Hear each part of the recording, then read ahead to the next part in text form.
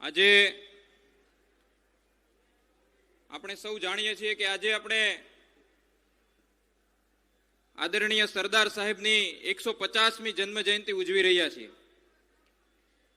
ત્યારે આપણે તો આપણી વાત કરશું, એકબીજા સાથે ચર્ચા કરશું, પણ આપણે એવું માની લઈએ કે ધારી લો કે સરદાર સાહેબ આજે આપણી વચ્ચે હોય તો ખેડૂતોને, સરદાર સાહેબને આપણે સૌ જાણીએ છીએ કે ખેડૂતોના સરદાર કહેવાતા, એટલે સરદાર સાહેબ આપણી વચ્ચે ઉપસ્થિત હોય તો આપણને શું સંદેશ આપે?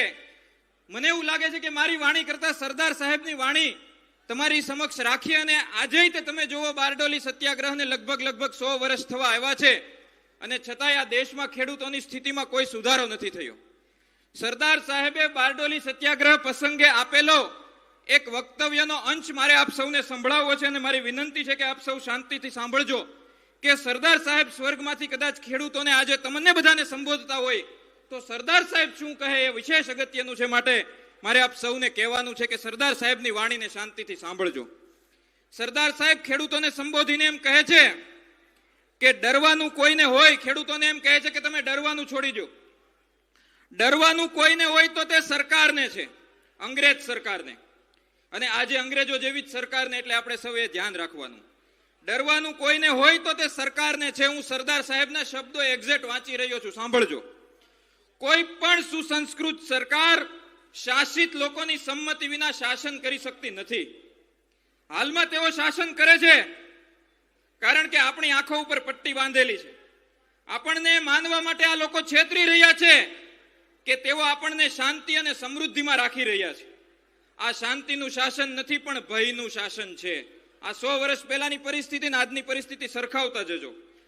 જો આ પૃથ્વી ઉપર કોઈ વ્યક્તિ માથું ઊંચું રાખીને ચાલવાનો અધિકાર ધરાવતો હોય તો તે માત્ર ખેડૂત છે, આ સરદાર સાહેબ કહે છે। ઉત્પાદક છે, બીજા બધા તો એના ઉપર નભનારા પરોપજીવીઓ છે। પણ તેની હાલત કેવી દયનીય થઈ ગઈ છે। આખું વિશ્વ તમારા ઉપર નભે છે, ખેડૂતો ઉપર નભે છે, મજૂરો ઉપર નભે છે, છતાં પણ વિશ્વના સૌથી દયનીય અને પીડિત લોકો હોય તો એ ખેડૂતો અને મજૂરો છે। તમે એક નકામા સરકારી પટાવાળાને જોઈને ધ્રુજી ઉઠો છો જે તમને તેની આજ્ઞાનું પાલન કરવા માટે મજબૂર કરે છે। સરકાર એની ઈચ્છા મુજબ તમારા ઉપર કર લાદે છે, તમારા ઉપર દમન કરે છે। તમે જે સુવિધાઓ ખરીદો છો એના ઉપર પણ કર નાખે છે। ઠંડીમાં, ધોમધકતા તાપમાં, વરસાદમાં તમે જંગલી પ્રાણીઓ સાથે, વીછીઓ સાથે સંઘર્ષ કરો છો। તમારા બાળકોને ખવડાવવા માટે તમે પાક ઉગાડો છો, એના ઉપર પણ સરકાર કર લગાડે છે। હું ત્યારે ધન્યતા અનુભવીશ, આ સરદાર સાહેબ કહે છે, હું ત્યારે ધન્યતા અનુભવીશ અને મારી બધી મહેનત સાર્થક થશે જ્યારે હું તમને તમારા હકની માટે મરદની જેમ સીધા ચાલતા જોઈશ। ખેડૂત જેટલો પ્રામાણિક, સારી આદતો વાળો, સદગુણોથી યુક્ત, નિર્દોષ, ઈશ્વર ભીરુ અને પોતાના પરસેવાની કમાણી ખાનારો આ દુનિયામાં બીજો કોણ છે? આવા માણસે કોઈ પણ કાળા માથાના માણસથી ડરવાનું શા માટે? હું તમને નિર્ભયતાનો ચેપ લગાવવા માંગુ છું અને જીવનમાં ઉત્સાહિત કરવા માંગુ છું। આ સરદાર સાહેબના શબ્દો છે। ખેડૂતોના દમન વિશે આપણે સૌએ સાંભળ્યું, ખેડૂતોના દમન વિશે, ખેડૂતો ઉપર જે થયેલા દમન વિશે આપણે સૌ સાંભળ્યું। આ દમન કોણે કર્યું?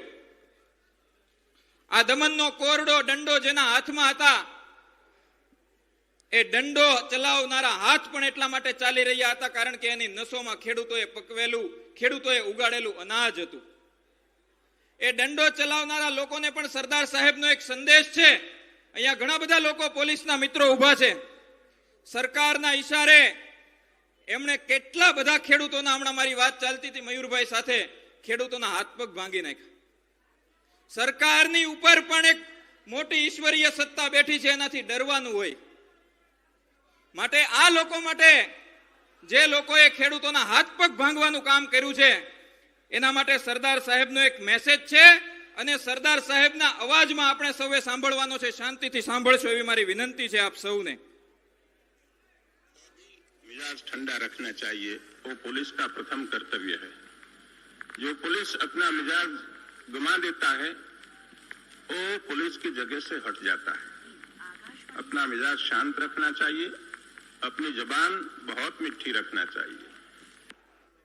इसके पर एक प्रकार का धब्बा चलता आया है कि पुलिस में और सर्विस में भी है कि लोग समझते हैं कि स्वच्छता से काम नहीं करते हैं। कई लोग पैसा खा जाते हैं, उसमें उसी इज्जत में से उसी बुरी जो रेपुटेशन हमको मिली है उसमें से हटना है। उसके लिए हमें ज्यादा सावधान रहना है। उसमें खास करके पुलिस को पूरा हिस्सा देना है कि कितनी भी मुसीबत हो, लेकिन जो अधर्म का काम है वो काम कभी नहीं करना। और जितना पसीना का पैसा हमको मिले वो हमको हजम होगा, खुदा ईश्वर उससे राजी होगा, लोग हमारे पर प्रेम करेंगे और फिर उसमें से जो कुछ आप चाहते हैं आपको मिलेगा। ईश्वर की मैं प्रार्थना। આ સરદાર સાહેબના શબ્દો હતા। આઝાદીના આટલા વર્ષે પણ પોલીસનું દમન, સરકારના ઇશારે ખેડૂતો ઉપર થતું પોલીસનું દમન હજી સુધી શાંત નથી થયું ને એ પણ દમન કોના ઉપર? સરદારને જે સૌથી પ્રિય હતા એવા ખેડૂતો ઉપર।